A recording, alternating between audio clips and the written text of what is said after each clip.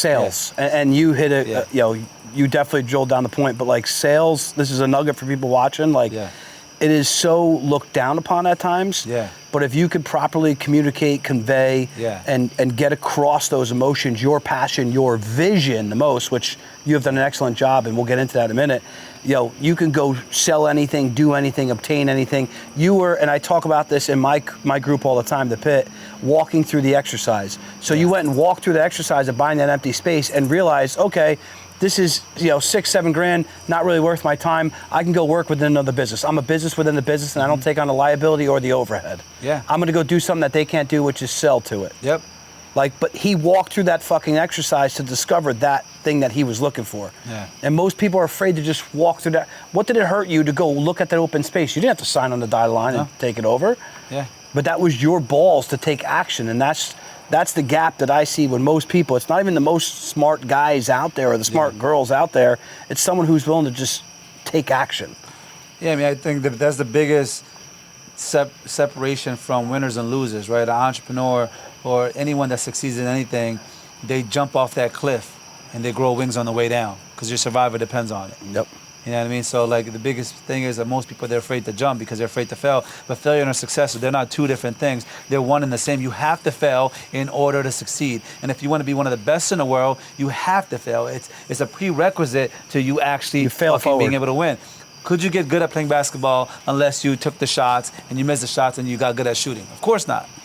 Well, how can you get good in life and you get to the next level in life and earn more money, be a better entrepreneur without taking the risk, without failing? Because remember, every time you fail though, and you start over, you don't start from scratch, you start with what? Experience. So you're gonna be able to play that game better. It's kind of like when we're kids, we play video games, you might get to level 6 on Zelda, right? And you fucking fail. But it's not going to take you as long to get to level 6 the next time around because you know exactly where the boogie traps are, you know exactly which way to go, you know exactly how to beat that game. You lost me on Zelda because I'm the worst video game guy ever, but I get your point fucking totally. But I think what most people don't do is go and just say, hey, I can do that. So your limiting beliefs went from like, oh, we can make $50 an hour. You didn't believe that. Your boy told you that. To quickly going, I can make $500,000 a year selling PT training to why not me pitch, you know, these wealthy guys to go blow up Fusion Gyms with me. Like that quickly accelerated in your mind, personal development books, the coaches, the Robs of the world, whoever else you were working with, as well as you're special, right? It's your ability to go do that, but anybody can do that. They may not do it on the scale that Tony's doing it or Ryan wants to do it. But if you want to be happy and make $400 grand a year, and to a lot of people, dude, that's a lot of money, and it is, right? But to the guy making 40 grand a year, driving 60 hours a week in a truck right now, he doesn't believe he can make 400. And you and I both know that he can make 400 just as hard as working as he is in the truck right now, doing something different that he probably likes more. What would you say to that guy or girl? Expand your mind. Your mind is just like a parachute. It only works once it's open. You know what I mean? And the fastest way to expand it is to surround yourself with greatness. And some people might say, well, I can't because I live in this town or I live in this hood. I won't be able to do it.